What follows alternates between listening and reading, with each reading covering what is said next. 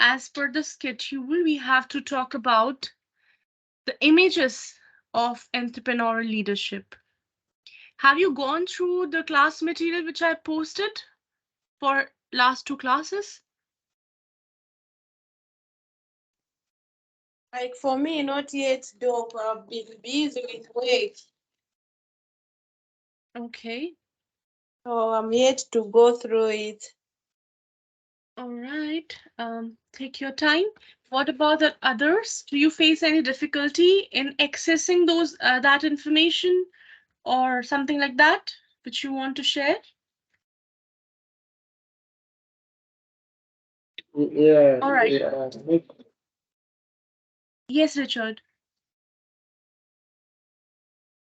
yeah, but I'm yet to go through it once again, so that if there is any difficulties, I can able to rectify it. Basically, if you go to your team section, it is there when you click on Teams, select your subject, whichever is it, and then you will find, see, we have entrepreneurial leadership here. In the general, where we have those comments and conversation section, you will see the file section and then classwork, class materials. And then here you will find the content, okay?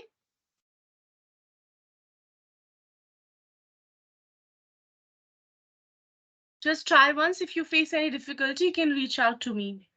Okay, so now today we are taking up images of entrepreneurial leadership. Okay, we had this bit where we talked about entrepreneur, who is an entrepreneur, who is a leader, and then when we mix both of the qualities, wherever we need to manage teams, we need leadership skills. Wherever we need to manage business, we need entrepreneurial skills. And when we mix both of them together, we get this entrepreneurial leadership qualities, which are the need of the hour. So you have to think in that manner. You If you think that you want to be an entrepreneurial leader, because now you know what are those qualities from previous sessions, you can refer to those. Now, it is very important to showcase yourself as a team lead, as an entrepreneur, that you are the role model for your team. So you should have these characteristics which we talked about. You should know how to manage time so that you can teach your team about that. You should know how to build trust, create a mission, secure a team, and deliver results. This we already had a conversation about. Now, when we say, you know, entrepreneur has these many qualities, that he or she should be a risk taker, should be an initiator. So it is only talking about he or she, himself or herself. But when we say leadership, we have to talk about the relationship of that person, the entrepreneur, with his or her team. So there are many views which say that, leadership should be like this or that. So I am first of all talking about the 5 distinct type of leadership based on the characteristic of a leader. Then we will talk about the type of leadership with respect to the team, like how we can, have those outcomes. We should reach those goals which we have decided together. So first of all, as you can see on my screen, 5 distinct type are written here, over here: the presider, the manager, the administrator, the pure entrepreneur, and the politician. Now, it seems easy because, with the name we can identify. If you are working for someone, then let me know, just have those interlinking between the concepts and the real life scenario, where you can say, yes, my boss comes under this category of leadership. And if you are yourself a boss, then also let me know that what type of boss are you at your workplace. So let's begin. When we say presider, Okay, these are those people. They have, a distinct type of leadership where these people preserve values. Okay, if we are talking about a presider, that my boss is a presider, my leader is a presider, that means he or she preserves values. He, he and she is very specific and elegantly represent the team.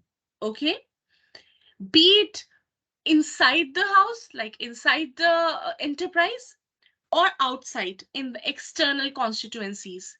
Sometimes we talk with people and they always rant about their workplace. Oh no, my boss is not at all good. And she did that, he did that, and he is doing this thing to me.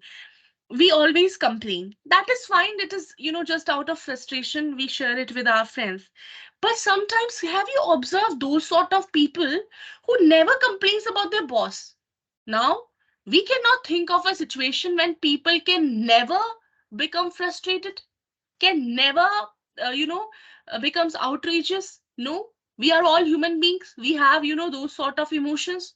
We do, we do have this anger issue. We have those things. So, how come these people in the hierarchy never complain about their boss?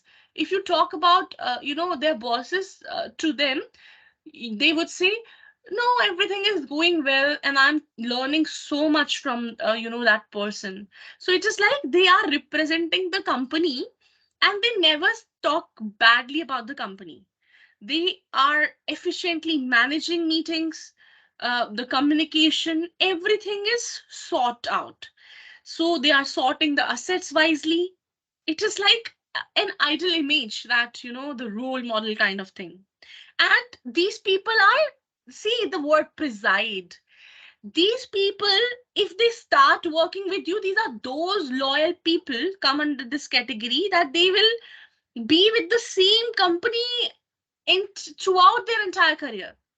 Can you believe it? And because maybe, if you think, see, this is all about the perspective. If you see all good and good and good in the company, in the people, then you will see, you will not find any reason to leave them. It is like, yeah, we are just family and we can go up, to grow together, go out together. So this sort of leadership is the presider, which we find very less, very rare. But if it is there, then it's fine. Then we have the manager, like the manager who manages things, who deliver everything on time, who has this, budget allocation in hand, who has to see, cost cutting methods. How can we have this agreement upon results? So it is like conductors, the manager type of leadership. Whoever has got this, that leader is like conductor who understands the score and each instrument without having to play every one of them. Can you see the metaphor in this line? Where when we say, for example, you must have heard about this line about managers, when we say managers are those people who know how to get their work done by others. This is very famous line. So, and we always say, what type of work they are doing and for which sort of work they are getting paid, because I have seen them like doing nothing, throughout their career, since I have joined here. But it is not that. It is like a surveillance camera. A manager, they know everything. They are trained and they are paid for that particular skill, where they know how to do. For example, if they are leading the team of graphic designing, they know how to do graphic designing. And that's why they are sharing their inputs, that the feedback, this is not right, do this again and that. But they are not doing this thing by themselves. They are just like knowing each instrument to play without having to play every one of them, because they are trying to deliver everything within the timeline and within the budget and everything they are managing. So They are very, very excellent at managing people. They focus on team, okay, rather than the organization strategy and trajectory. They are not the initiator. It is like if someone from the hierarchy has told them, this is the deadline, this is the shared vision which we are looking for this project, and you have to give this project. You have a team of 4 to 5 members. You can see how you will get you will deliver this on time. So this is how they are not organizing or strategizing the trajectory. They are just managing people and getting things done from them. Okay. But when we say administrator, the third one, administrator, they it the word has admin as a keyword. So that means they make policies, they process the delivering and predictability and efficiency of the work. Okay, they are involved in all sort of administrative process. Like, they are not very creative or inspirational. For example, if I have to create SOP, standard of procedure, for my company for particular key responsibility area, so I would see that what standards can be maintained, and that has to be general. Um, I don't think that creativity can be added. However, if you totally go into, the pure entrepreneur form, the fourth one, the pure entrepreneur, then that leader will work on innovation, experiments. Let's do the pilot project. We have to try it. Pilot project means when we make focus groups and test a particular thing, the product, with them, asking them for the feedback.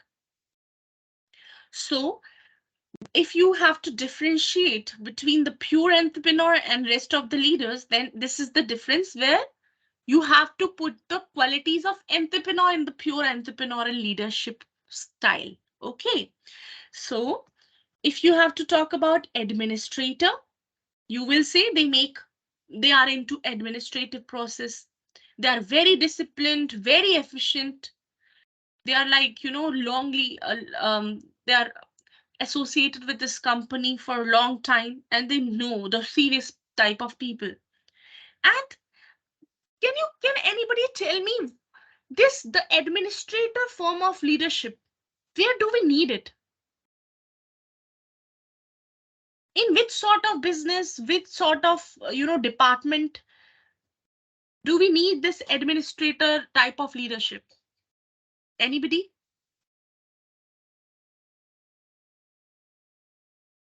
Hello?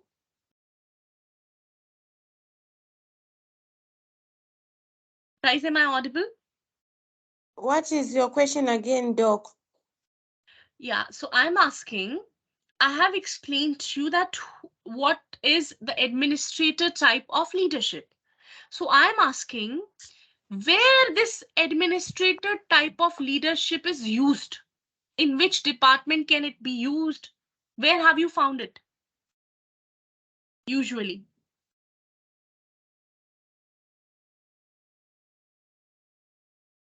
Don't you think because administrate, yes, Keith. Okay, so in Malawi, basically the administrator type of leadership is demonstrated in government offices, where basically where basically this one will just look what the things has to be done this way. There's nothing things of issues of about innovation and anything. It's just about this is how things should be done, because they are mostly likely controlled by bureaucracy. Sure. Perfect. Great, great. So if we see administrators, like they are given certain guidelines, certain uh, parameters or criteria, and they have to formulate the policies. So where do we need policies? So this form of leadership is successful where we have to have this bureaucracy sort of thing, a government entity where things are like, they have been followed since ages, and those rules and process Every day they are given some guidance, and their day to day action is based on certain guidelines, and they follow it without having any creativity or say why this. They don't ask questions, they just do it. So certain following that kind of thing. And this, if I ask you what is the challenge if we have this administrator form, though we know that what is the challenges in bureaucracy, the government form of thing, but if we say, can we apply in today's modern world this type of leadership everywhere in the private companies also? No, we cannot. Why? Because let's say, today in the business environment, we have so dynamic things, such a unpredictable environment, that things can change every now and then. If your product is not innovative, it can be disregarded by the audience. You have to keep looking for, doing research for your project, your product. The innovation has to be there, creativity has to be there. You should know the customer needs and wants. Then only you can make, because of those feedbacks, you can, change and transform your product, because ultimately you have to sell that product to your audience. If they will not like it, how can you survive in the market? So administrator, they struggle whenever there is a change. If you will ask an administrator to work in a fast paced management style with the pure entrepreneur, they would not be able to do. That's why government agencies have private public private partnership, where they issue a tender or something like that to fulfill the demands, because they know that if they give this task to bureaucrats, it will take ages then. So they struggle literally to succeed in a dynamic, unpredictable environment. Okay. Whereas if we have pure entrepreneur, they are like bang on. So this is what we need. They have the clarity that what they want to achieve, and they're very good at launching new things. But then see, you cannot simply have the pure entrepreneur leadership. You need to mix them up. So pure entrepreneur with the manager can work well. Like with the managerial leadership style, it will work well, because entrepreneur has a vision. Now to manage things, to deliver it on time, you need a manager. So both kind of leadership can be mixed and go together. The politician, as the name justifies, sometimes, have you seen those people in our corporate environment where they're very, very, what is it called, particular about what they're saying? Every single word is very calculative. So um, they prefer, they know how to use their powers, and they have very rationalized decision making. They have certain form of rules which we call as legislation, and they cannot work, for a long time in a business setting. They are for something else. So these people always want to be politically correct. If you ask them, this sort of leadership only work in a collaborative culture. But if you ask them, they always say that, you cannot have the clear answer from them. So this sort of leadership style we hardly see, and we should not entertain this type of leadership, because it is like you always want to be diplomatic in fulfilling the goals which you are having, so that one time, two times, people can ultimately know you, what type of personality you are, what sort of leadership style you are having, and they will start either ignoring you or switching the company. So these are five distinct type of leadership. Okay, I have told you, you can go through any one particular book. Okay, these are very good books if you really want to learn. Yes, Keith. Yeah, of course. I like to raise a point on the political leadership. Yeah. So on this one, Hmm. basically, it's more like characterized in in some of the NGOs that exist, so that we live. They make they portray themselves as better because they are looking Yeah. over just small indicators. For example, if they are looking into the health indicators, they can just pick one indicator and try to Hmm. decorate it around, do some targets, achieve them. Then they come on the camera and say, "Yeah, we are doing this. We had this impact and whatsoever." Correct. But if you look at the cross coverage of their implementation, you realize that even for the catchment area, they have done even just like 10%. The rest is being Yeah. done by the government or some agencies. So yeah, Correct. basically that's where it is applied common over. Thank you. Yeah. Yeah. Yeah. Right. Right. Thanks for your inputs. So now, can you see that these five distinct type of leadership, are we having only these five, or there are others also? Definitely there are others. So let's talk about the images of leadership. Remember, you can focus on, whenever you have to explain these things, go in depth. Who is an entrepreneur? Who is a leader? And then check out, based on case studies, that which sort of leadership style. There may be mix of styles, so whichever is being followed, you have to specify the name in the case studies. So let's go on, let's move towards that. But I was saying that you can go through any of these books. These are available on Google Scholar. You can simply take the tag. If you click on them and open them on Google and take the name, the title of the book, and paste it on Google Scholar, you will get the access of the book. Okay.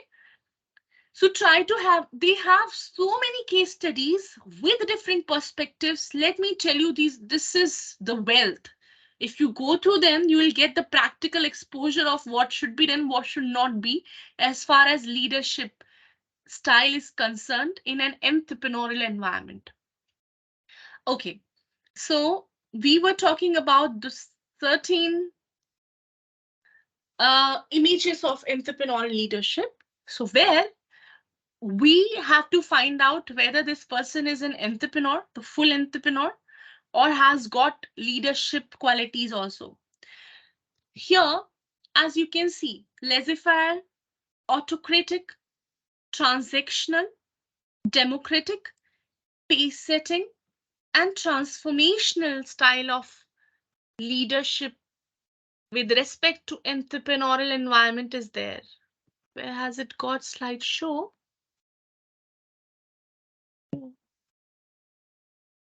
Okay.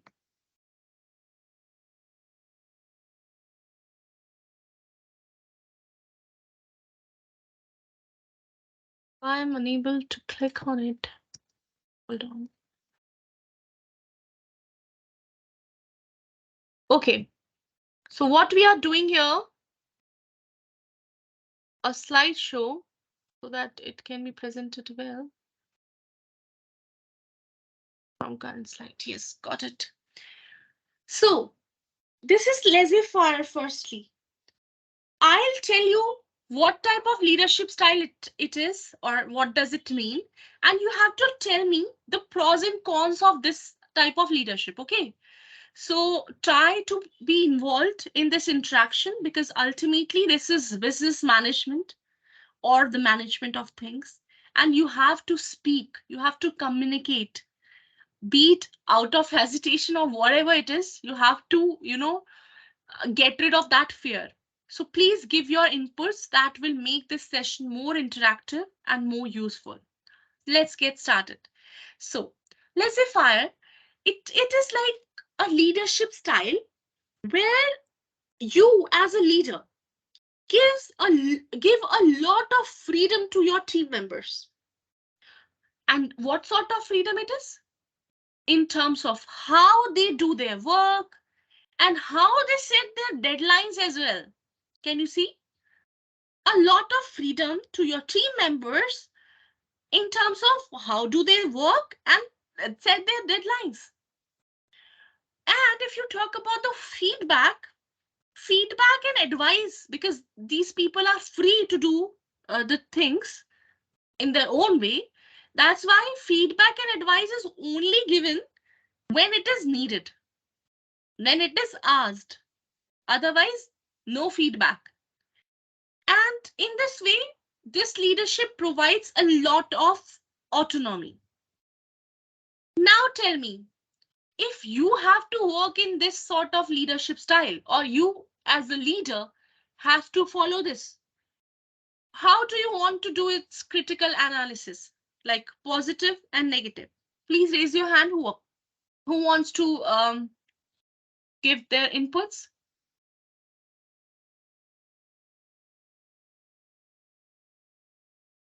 Am I clear with the definition? Firstly, I should ask this.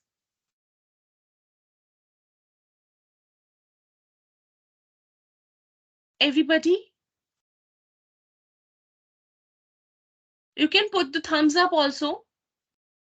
Are you clear with the definition?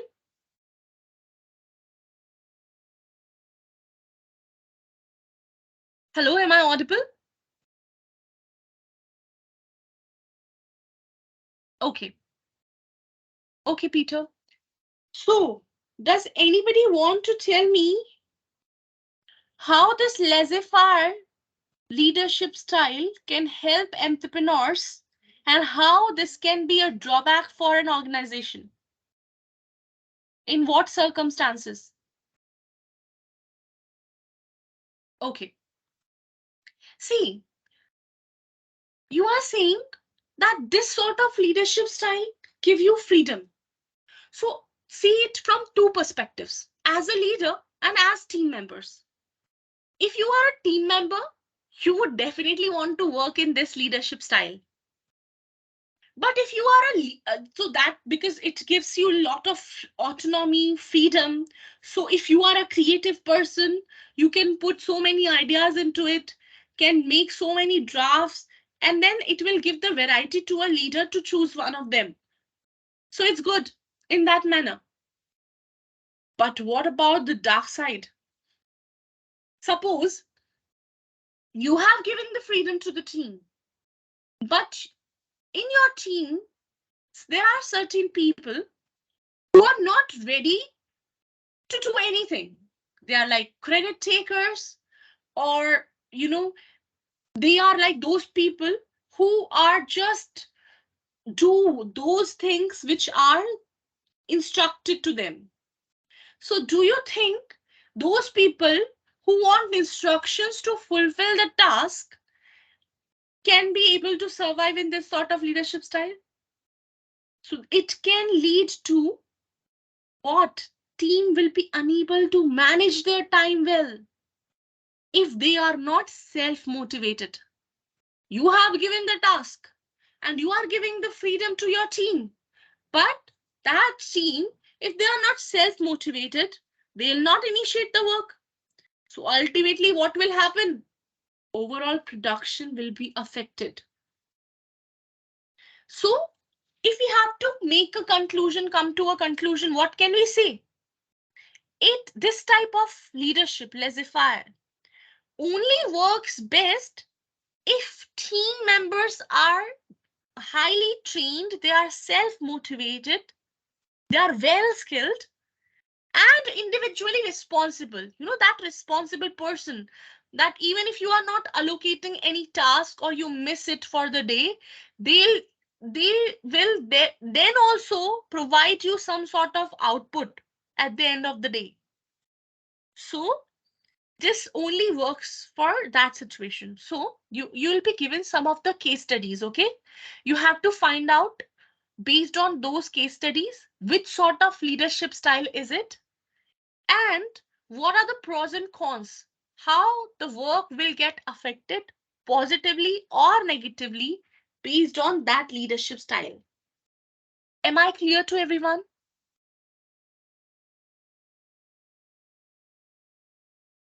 Am I? Okay. Now, next is autocratic. This is like The word itself defines it, right? So we talked about democratic in the previous one. Here also democratic and autocratic is given. These are totally opposite to each other, as the names justifies.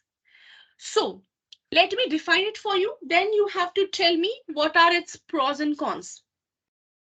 Autocratic leadership style is where you are free. I mean, you are the leader who make decisions without even consulting your team.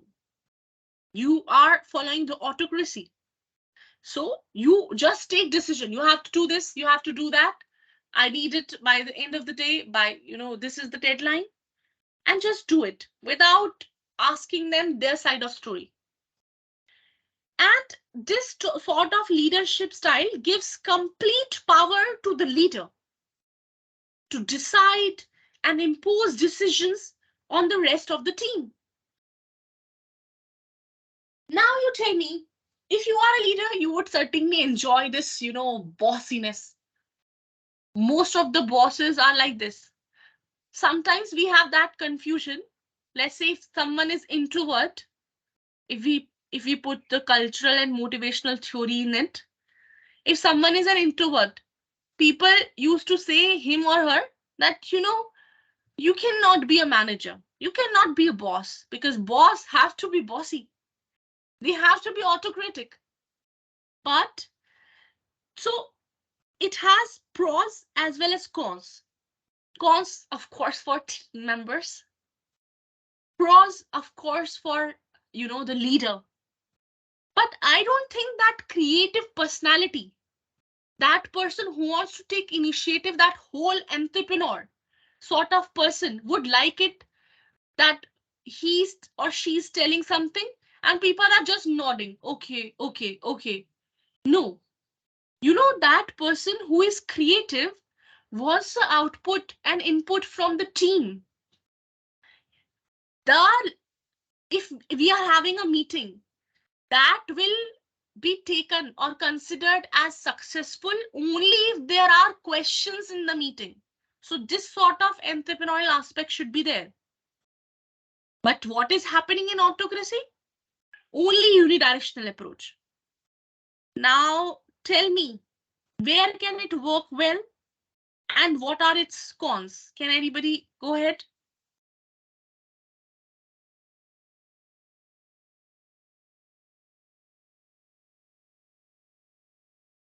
Guys, are you okay? Keith. Yes.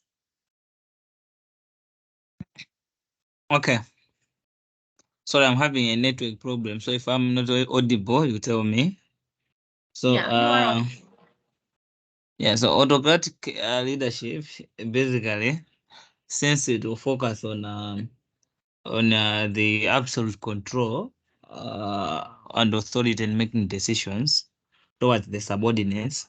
It works better when you are dealing with. I can apply it well to the theory of Douglas McGregor theory X and Y, whereby the X ones are those type of employees who are maybe their education status is low, they are not motivated, they don't like the work, there's less innovation. It's like they have got a scientific way of doing things. Their work is routinized to say they need to Yes. do this to complete a process. So in that scenario, a leader may apply autocratic leadership to say, as a supervisor, will be the one making the final decision, supervising whatever is happening to make sure that these things are flowing. Yeah, Perfect. basically. Right. Great. So, in terms of theory X and Y, you have made a very good point that some people, we talked about this in laissez-faire also, some people are self-motivated, like type Y, where there is no need to tell them or drive them with some goal. They are like self-driven. But some people, until unless you will not give them, a particular task, they'll not do it. You will not put the condition that if it is not better, you will be fired or something like that. You have to make the pressure and reinforcement on them. then only they would work. So in terms of that, motivational theory, autocracy will work for those people. But it also works well when decisions need to be made quickly. Think it that way. If I am a person who always asks for, how does it look like? Is it fine? Could you please give your feedback? And if there are 10 people in my team, I'm asking each and everyone that please give your feedback. And then only I'll move forward I'll take the decision based on the inputs I'm getting. Now think it that way. If I have to take decision very, my competitor is leading, and I have to submit some certain reports, and it is like dynamic culture, it has to be done very quickly. Do you think that would work, that I have to go to all those 10 people and get it done? No. So when these decisions need to be made quickly, and the team input is not a necessary factor for successful outcome, then this will work well. However, the negative side is, it we all know that for team members it is not well, because it may have demoralized effect. In autocratic environment, creativity is just killed. It is like, let's say, in your previous company you were very appreciated about the fact that you do things very creatively, but then in the new company some sort of you have to follow this autocratic leadership style is being followed. So you would be asked, please, you don't use your brain, you just follow what we are telling you. So in that manner, either that person has to quit that job if he has to listen to his heart to follow that creativity. Otherwise, that creativity, he would not be able to follow, that creativity. And hence, this autocratic leadership style has a con related with that, with it. Next is transactional leadership style. Now, transaction is here. So transaction means we would be having some two things there where transaction is happening from one thing to another, right? You can remember it with using the keyword. So in transactional leadership style, we have to rely on setting tasks.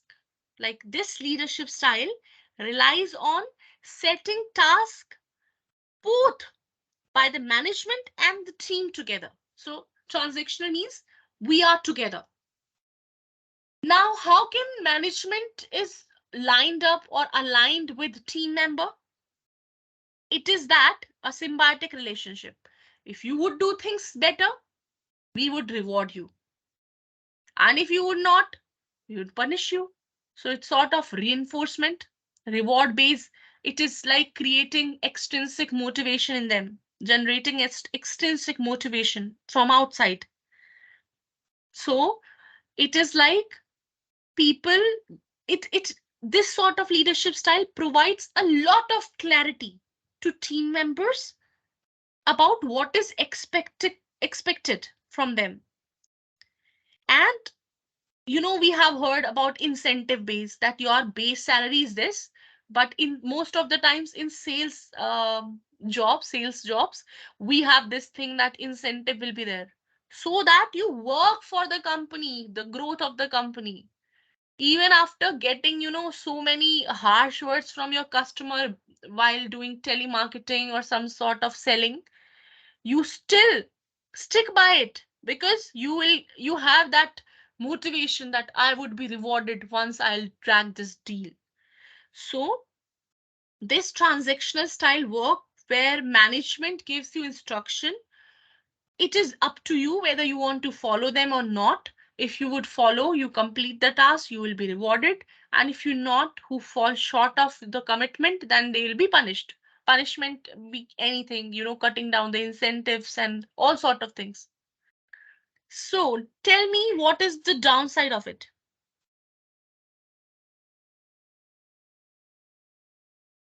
Who would tell?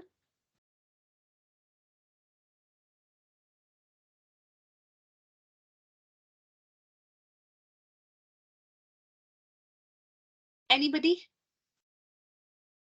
Guys, do you find this session boring? Nobody is ready except Keith to involve themselves. Are we going in the right direction? Everybody.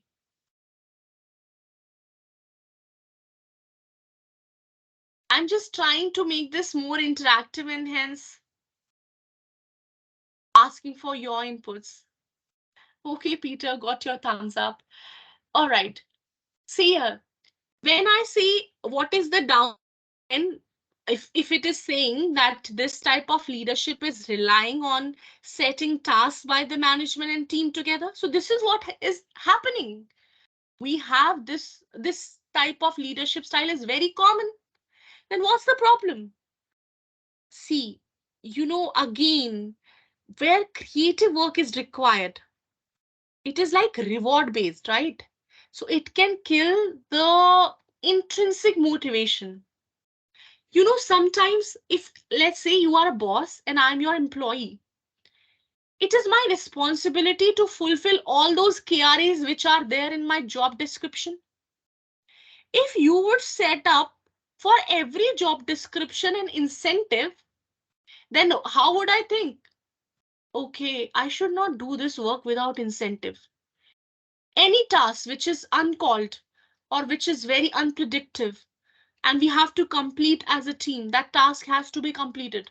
Then what that person would say, because he's or she is used to of this extrinsic motivation, reward based, incentive based thing, they would not do anything without having incentive clause in their thing. So it can be a more, yeah. Someone wants to say anything? Okay. So then please mute yourself if you don't want to say anything.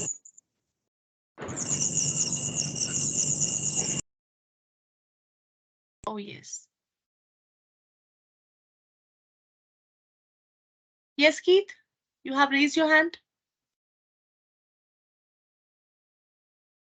Yeah, I was trying to agree with what you are saying on transaction leadership to say like Yeah. this leadership also on the downward side of it, as you have put it, it really destroy projects because like here in Malawi, we have had some projects that were aimed at improving the welfare of the communities in terms of like constructing laws and everything.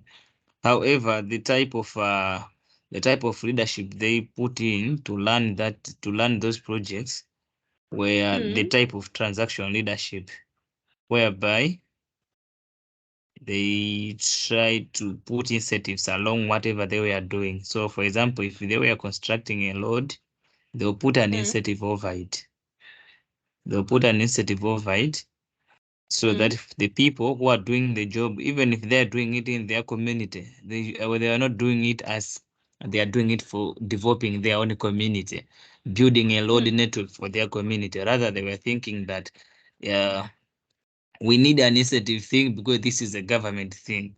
At the end of the Yeah. day, uh, when the incentives last, they come to a situation whereby the roads couldn't be maintained anymore. People were waiting for another project for the roads to be maintained, and not minding that the poor road network with them is their problem for the community. So basically, if they have chosen another type of leadership on how to manage it and how to motivate the people in their communities, I think we could have a better outcome than what happened afterwards. Thank you, and over. Yeah. That's correct. So let me give you an example. So there was one person in my previous company. What happened? It was a weapon ammunition company, like sports people. They use those sports gun and all. So they created that. Now it was a tie-up with a German. We were Indian company, and this was a tie-up with a German company. Now what happened? There was a lot. because they were doing some sort of selling through Amazon Central platform, the online platform. So their lot was stuck because of some COVID norms. There were some new strategies which had to be followed, some instructions, but they were not considered while selling it on the central platform. So what happened? This was a great loss, and the items and things were stuck. So people were doing their best to see the solution, how they could, tackle that situation. Nobody was able to do it. Then there was a newbie. It was hardly 2 months since he joined. So owner had asked, he was like so confident. Oh, I would do it. I have done so many difficult tasks and this is nothing. And he was boasting of like anything. And then what happened? Boss was so infatuated by the terminologies he used and the convincing power he was having. So he put in that clause where he said, if you would, you would solve this problem, I would give you the incentive of 50,000 rupees, Indian rupees. So, which was huge because the salary was around 40,000. So it was like, double of that amount, more than that.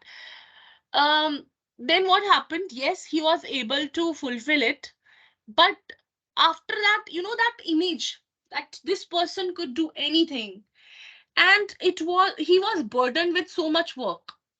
Now he was not ready to do anything, even what was given in his KRA, the job description. He was not ready to, fulfill those responsibilities even because of that incentive which he was lured for. So in this way, we can say the downside is that you should not try as much as you can. See, incentive can work in the hard jobs where people are retention level is very less. Okay, where people are like, we would not do it. It's like do and die situation. We cannot do it.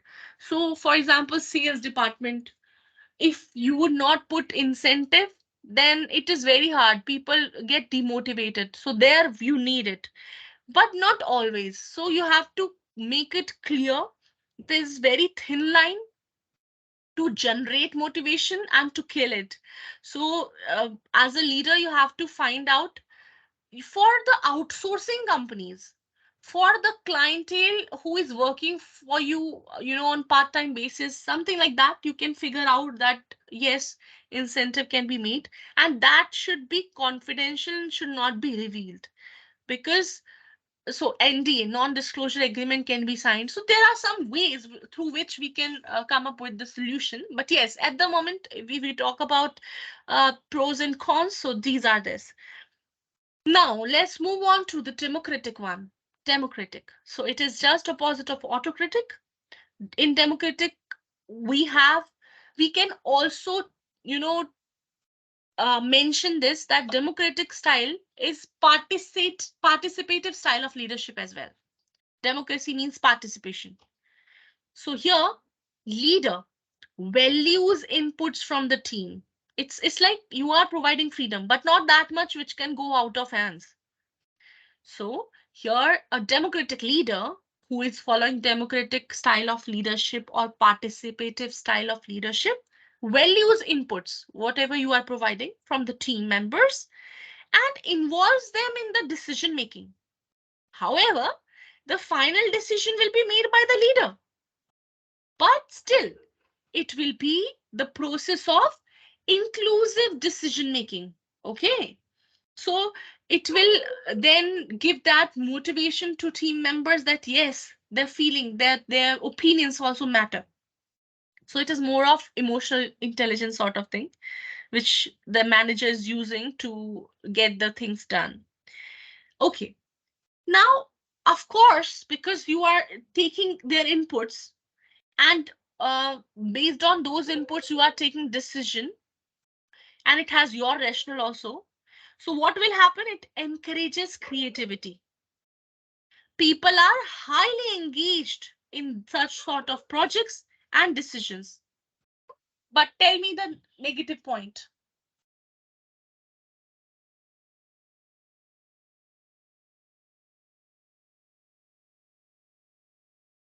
Who would want to go with negative point for this?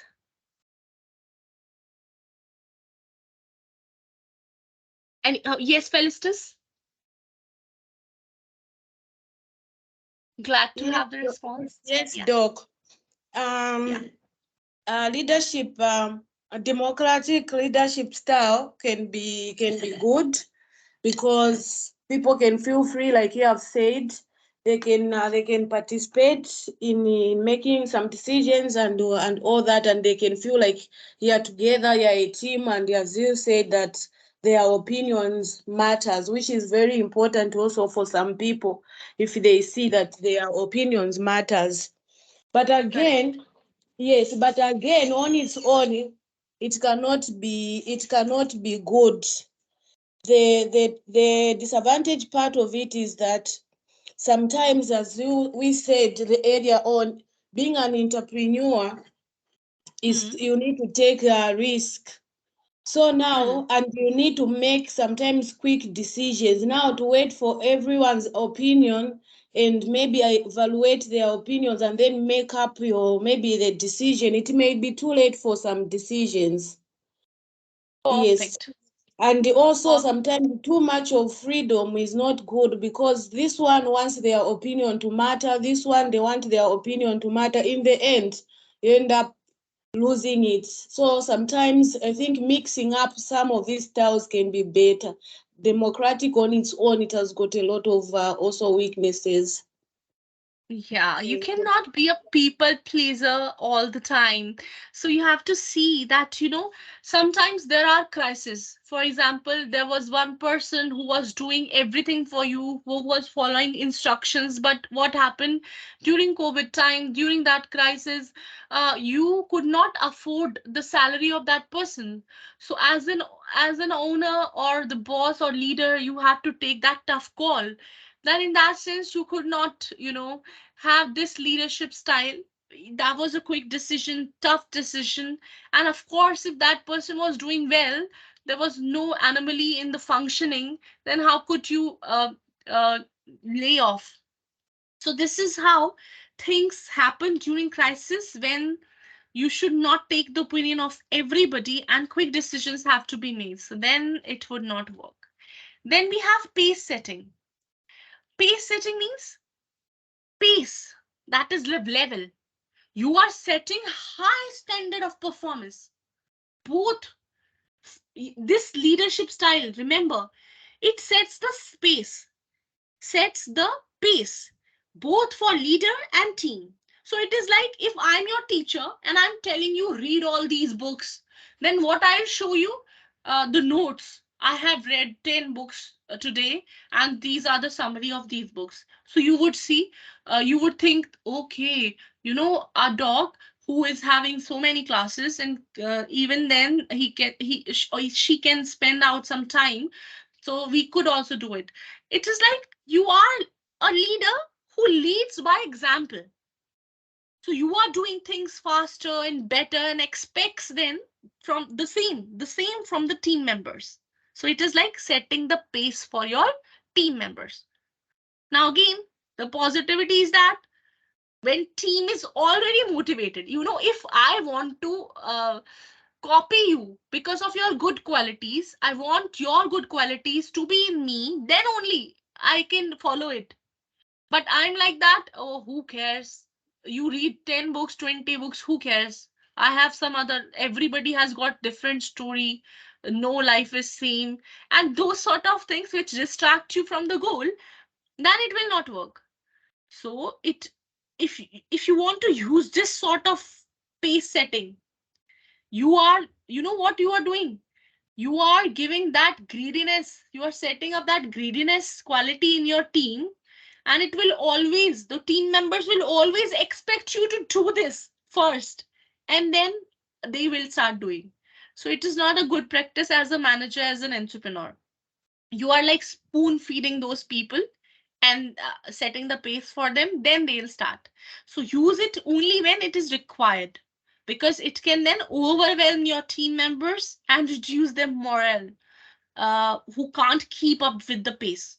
Okay. Then you have transformational one. Now, this is something, it has been put at the last because it is what we are, most of us are following.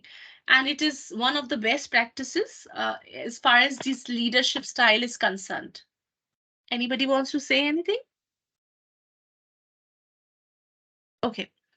So here, what have we got? We use, I mean, this leadership style uses effective communication. So communication is the key here.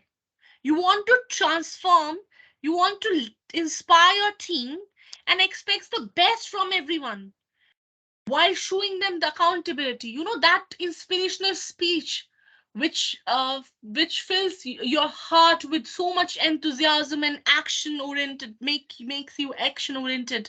So that those qualities in the leader which can transform the team from inside, that let's do it with the common goal, we are together in this.